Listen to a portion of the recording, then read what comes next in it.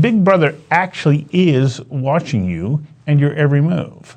In other words, your privacy rights are being trampled on and they are being violated by governments and big tech companies. Both are egregious abuses of power. Now, you may wish to shrug it off and say to yourself, I have nothing to worry about. I live a clean life. Then one day, says former NSA veteran William Binney, you become irritated by an act of overreach by your government. So you decide to exercise your right to freedom of speech and thought, and your right to peacefully protest. So you stand in front of City Hall and call out what you believe to be an injustice. Binney says when you do that, you will be put on a watch list. They will find you, and quickly. That's because you and your data left electronic fingerprints everywhere. And contrary to what you may believe about democratic governments not spying on its citizens, they are. And he goes on to say they will use the information they gather about you against you. William Binney is a 36-year veteran of the National Security Agency in the United States, and he says what the government is doing is unconstitutional. Binney was granted a special recognition by the Allard Prize for International Integrity for blowing the whistle on the NSA for using a program he developed called Thin Thread because they were spying on Americans.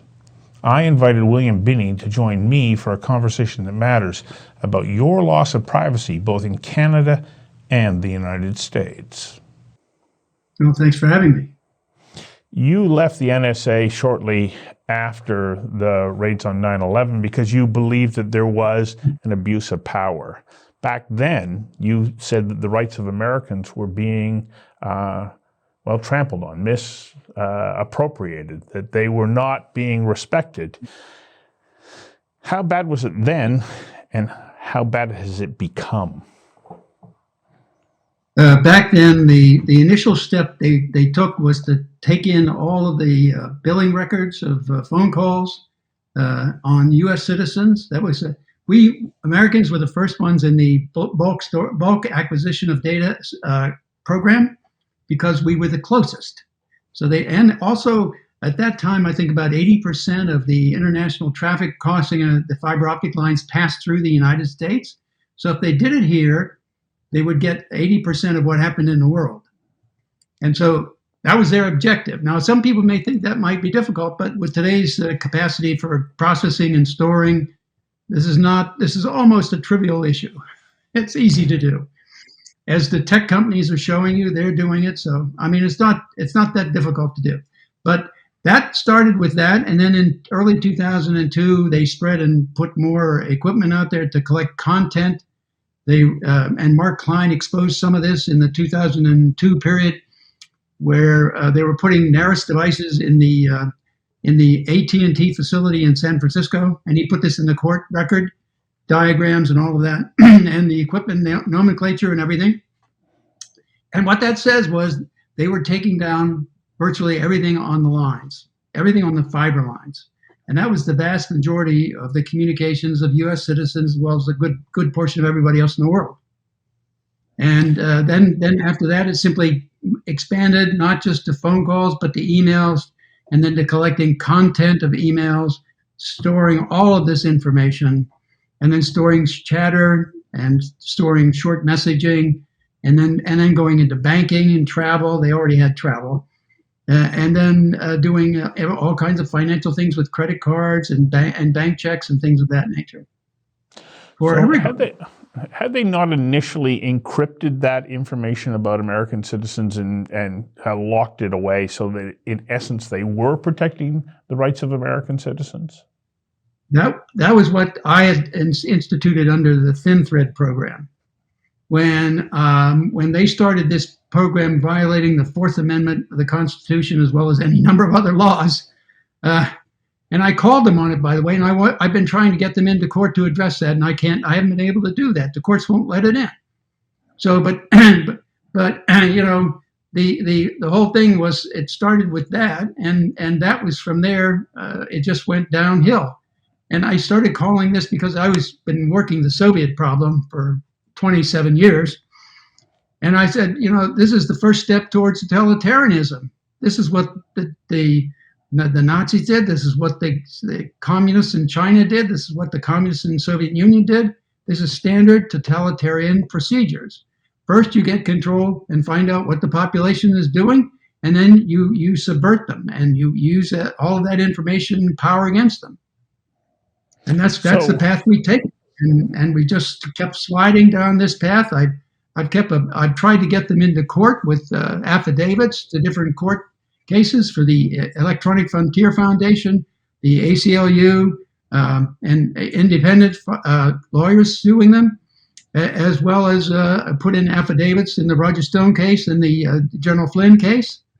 And I've tried to send messages in to President Trump when he was there, and Attorney General Barr, and all kinds of people who are leading investigations for the supposed investigations for the FBI and the DOJ. And none of them are taking this on. None of them. Was the tipping point 9/11? Is that when the mindset changed to say, well, we need to protect American citizens, and then that became the veil behind which this shift took place? There's a little bit of inside the information I got on this. It came from this CEO of Quest, who was approached in February of 2001, just 7 months before 9/11. And he was approached by people from NSA asking him to turn over all of his information on all of his customers, Americans as well, to NSA. And he said he couldn't do that legally. If they'd get a warrant, why, he would do that. But that showed intent before 9/11. But what they did when 9/11 happened, they used 9/11 as a lever to instigate and institute the violations of law and the Constitution against the people of the United States and basically the people of the world. What they did was they changed the policy of how we looked at communications and analyzed things from groups of people, terrorist groups, drug smuggling groups, militaries, governments, things of that nature, to individuals. So that meant they switched from going after simply the bad guys, if you will, or potentially bad guys, to everybody. And that started in, and I first ran across that and knew about them doing that in the second week of October of 2001. And it took me 2 weeks then to get out of the place, because I could not be a party to that total violation of the rights of U.S. citizens and basically everybody in the world. So the NSA had authority, of course, to monitor communication for people who were non-American nationals. But then they switched to then sharing that information, as I understand it, internally and looking at the activities of Americans. Is that the way that progressed? Yes, and Mueller, when he was director of FBI, just about to leave that office in March of 2011, he gave an interview to Bart Gellman, and he told him at that point that the FBI had been using the Stellar Wind program. That's the domestic spying program. See, they compartmentalize these things. Anything dealing with U.S. citizens collected in bulk acquisition is put into the Stellar Wind program. Okay, and he said they've been using that to go after crime since 2001. So wow. What that means is, and this was published by Reuters in August of 2013, I believe. That means is that FBI was looking into all the collection that NSA did on everybody, everything that everybody did electronically, and then scanning it for potential violations or criminal intent. And at that point, they would use that to go and arrest people. And so once they did that, you see the NSA data wasn't admissible in a court of law, so they had to do what they called a parallel construction. Means they would send police out to do a standard policing techniques and gather the data that would show the criminal acts that they already knew about from the NSA data, and they would acquire it through that police action and then substitute that for the NSA data in a court of law. Now, that I called perjury. That's just outright perjury, fabricating evidence for a court of law. And in the instructions to the police who were told about this to go do that, they were never allowed to say anything about the source of the data, put it in any affidavits, tell the judge or any of the lawyers in the court defending or prosecuting. They weren't allowed to do any of that, and they couldn't and put it in any written form to the court at all. They were simply to present the parallel constructed data. So that meant they denied due process to all the defendants because they could not challenge the original information that was used against them to get arrested. That's their right to challenge that, and that denied them that right. That's a violation of the Sixth Amendment, and they violated the Fifth Amendment by using that data against them, and it's like using your conversations or your statements against you, and they did that without a warrant. So that's a violation of the Fifth Amendment. And then they violated the First Amendment by denying everybody free association, because you're not free to associate, because anything you do is now recorded and all your associates are gathered together and linked to you. So through phone calls, emails, money transactions, travel, what have you. Mapping. And so it's a violation of the First.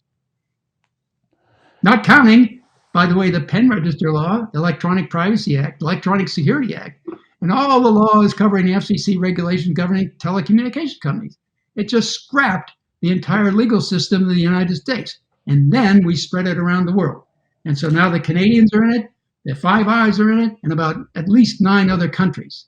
So how does the Five Eyes, and a number of people won't know what the Five Eyes are, but this inter-agency, inter-country network, how do they work together to circumvent domestic laws, but supply one another with information about each other's citizens? Well, that goes back to who looks at the data. NSA collects all the data. So there's no differentiation between British citizens, Canadian citizens, US citizens, or Russians, or what have you. We're all the same, and all the data is captured and stored. Now, the Five Eyes have a special access program. That's the US, Canada, New Zealand, Australia, and the United States. And I mean, UK. So the 5 English-speaking countries in the world. They have a special arrangement where they use a program called IC-Reach to interrogate that database. So they can go in and analyze things from, the British can analyze things in the US they can analyze people in England, and vice versa, So it's just it's a relationship that they could offload some of the work to others if they didn't want to do it for whatever reason. But it didn't make any difference. You see, the FBI could do it all. So they could still do it too. So, and their MI5 can do it. I mean, it's the same.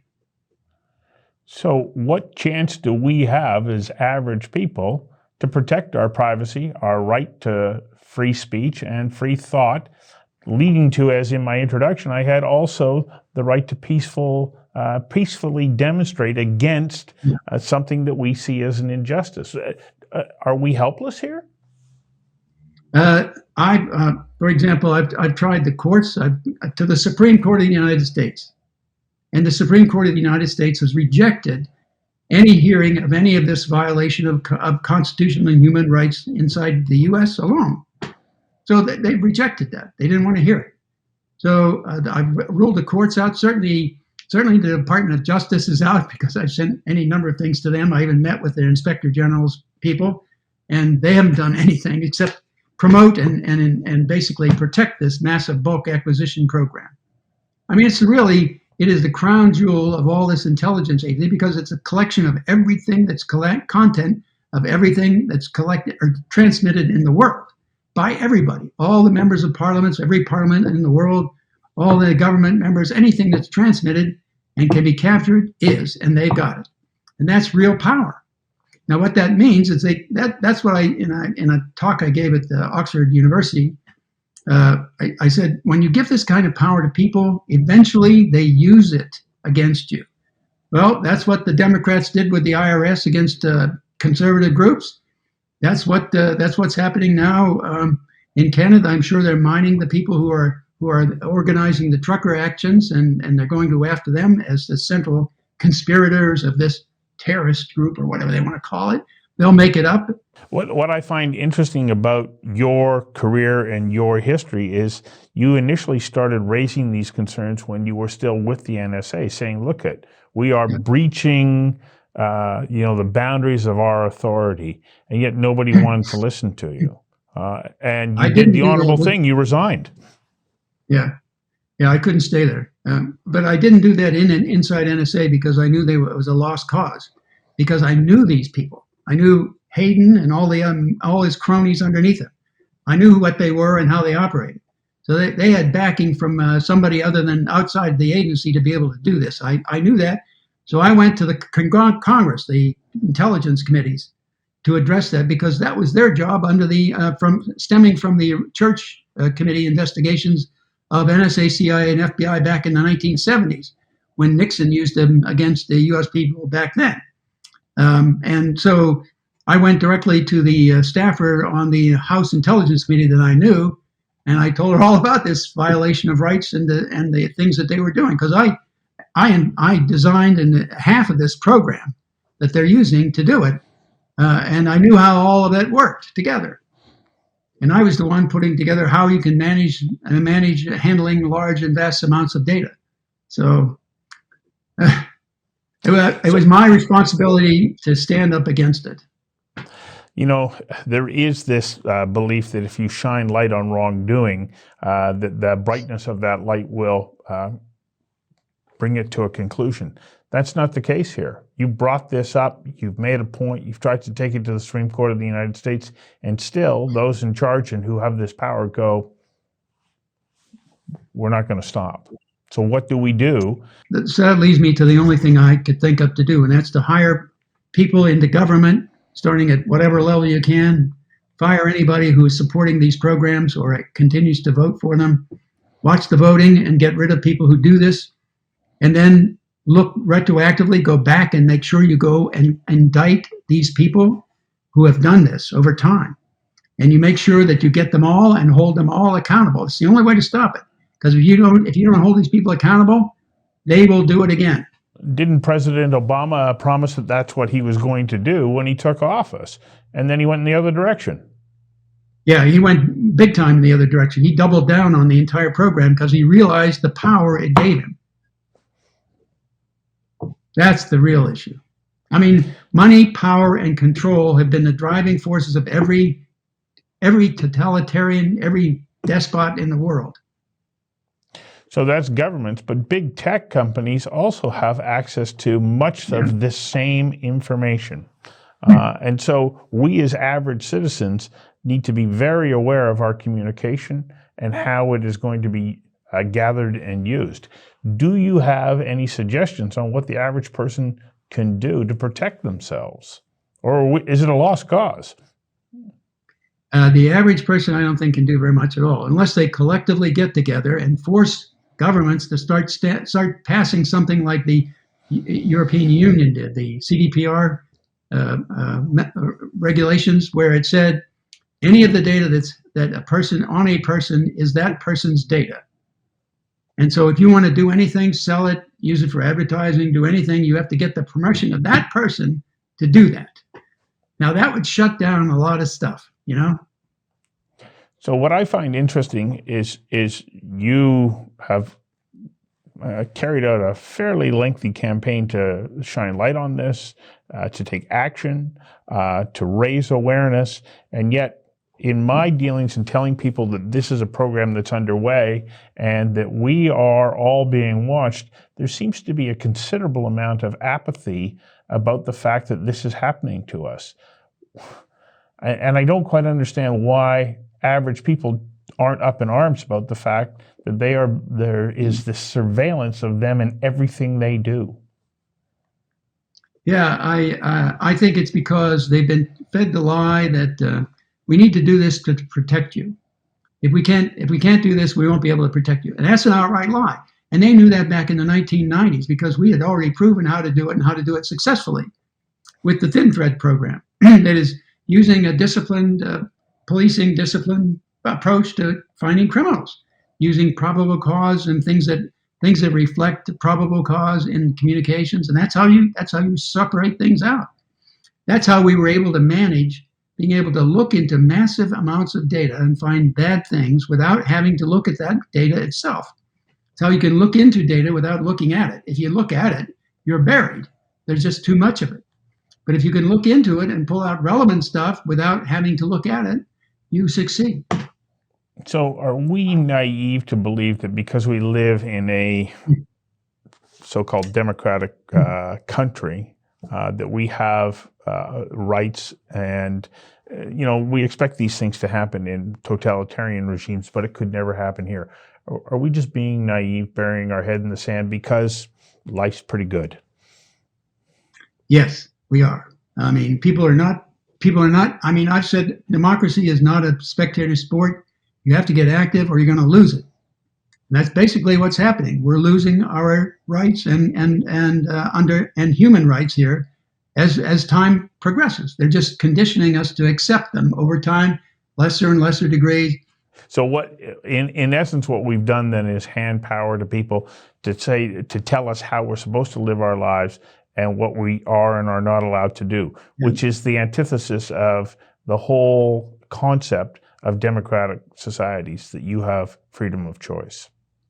Yeah, it's 1984 on steroids. Yeah, in a way that we never could have imagined. Yeah, that's right. Yeah. Where do you go from here? You've still been frustrated with the Supreme Court of the United States. Where do you go from here?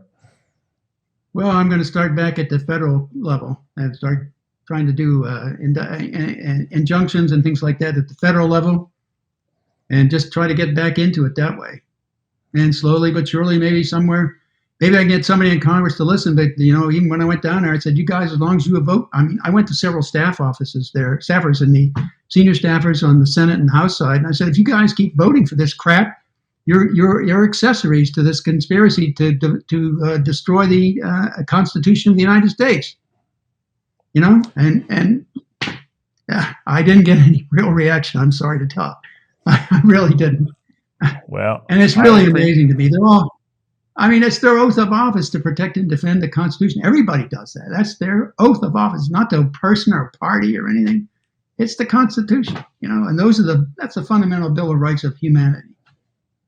Well, I appreciate your ongoing efforts to shine light on this and to address it. And I encourage you to keep going, because I think that it's vitally important. Thank you very much for your time today. Well, thank you. Yeah.